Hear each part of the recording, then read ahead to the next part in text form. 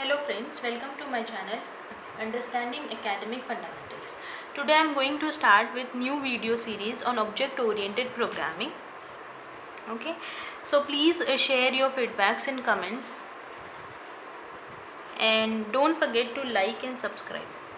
Okay, so our today's topic is very important. Whether it is your university exam or any job interview, you will definitely get the question on this topic. Okay, so basically we all know that object oriented programming deals with classes and objects, correct? So today I am going to explain you the features of object oriented programming, or you can say pillars of object oriented programming, or you can say principles of object oriented programming. Okay, so starting with abstraction. Abstraction is nothing but hiding complexity of data and showing the data which is essential. Okay, so we can take example of website. Okay, whenever you open any website, what you see different images, text fields, text, buttons, etc. correct? And you don't need to know from where the images are coming, where your data is getting stored, how the page is changing, how the color is changing. Okay, we don't need to know all this information, only we want our work to be done. Okay, so what is happening here, the coding part, or you can say the implementation part, which is the complex one, is hidden and it presents only the features to the outside world, correct?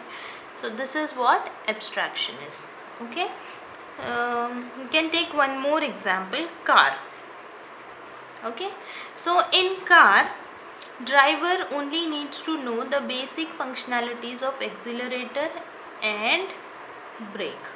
Okay, so he don't need to know how the speed is increasing when he pressed accelerator and how the speed is decreasing when he pressed brake, correct? So the internal functionality of accelerator and brake is hidden from the driver. So what we are doing, we are abstracting or we are hiding the internal functionality or the implementation part or the background details from the driver and showing the basic functionalities, correct? This is abstraction. We can take one more example, best example for you, header file, simplest one.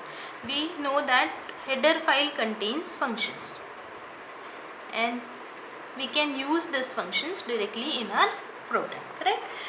For example, math.h.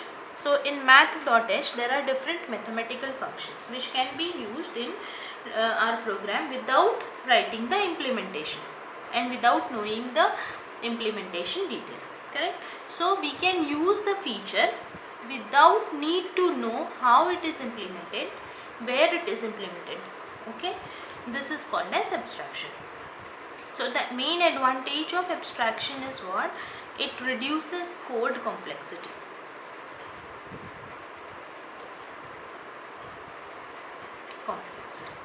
Understood? Abstraction.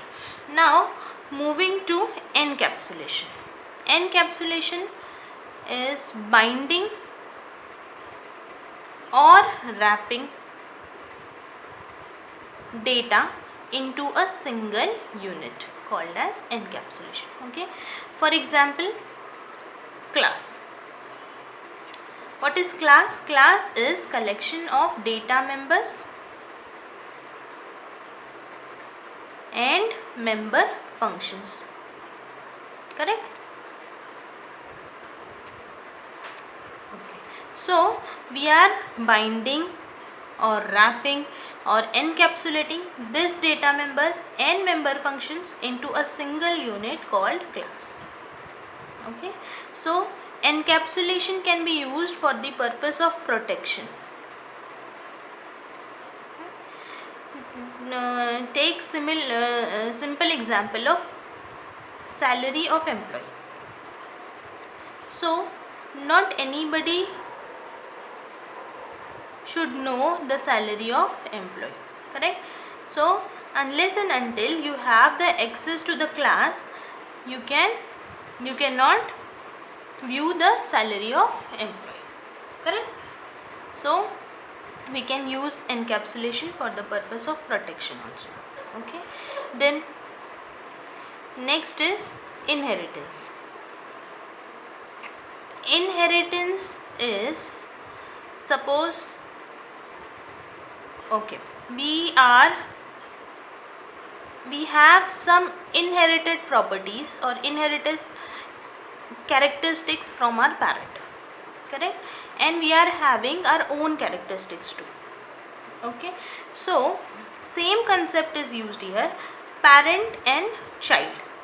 Child can acquire properties from the parent and can have its own property too. So the parent class is called as base class and the child class is called as derived class. Okay, so inheritance is deriving a new class from an existing class or acquiring the properties from the base class is called as inheritance. So there are many types of inheritance. We will have separate video on this. Okay, now the advantages of inheritance is, first is reusability, okay, and second is extendability. Okay, how reusability? As we are reusing the properties of parent class or base class, correct? And extendability means what? We are reusing and we are adding our own properties in our base derived class, okay, without modifying the parent class. So these are the advantages of inheritance. Okay, now next is polymorphism. Polymorphism is one thing with many forms, or you can say that the ability of object to take different forms. Okay, for example, person. So person can have different characteristics at the same time. A person can be son, can be father, can be husband, can be brother, or can be employee also, correct? So person is having different characteristics at the same time, polymorphism. Okay, we can take one more example, shape. So shape can be, we can have circle, we can have rectangle, then square, etc. So one thing with different forms is called as polymorphism.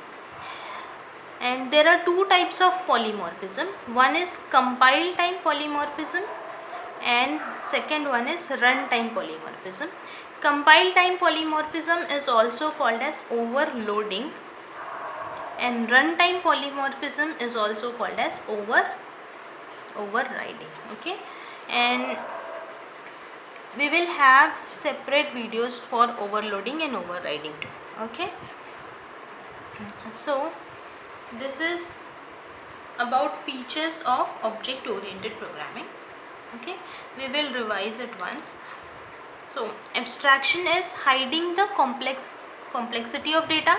Okay, so we are hiding the implementation part and we are showing the presenting the features to the outside world. This is called as abstraction. It reduces the code complexity.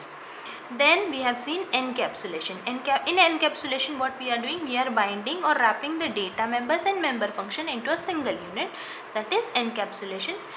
Okay, it is used for the purpose of protection.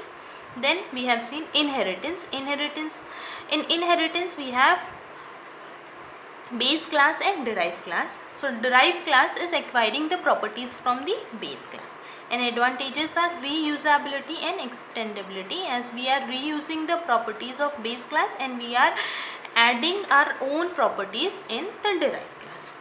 Okay, then we have seen polymorphism, one thing with different forms, and the examples for it and types of polymorphism. We will have detailed video on types of polymorphism. Okay, thank you.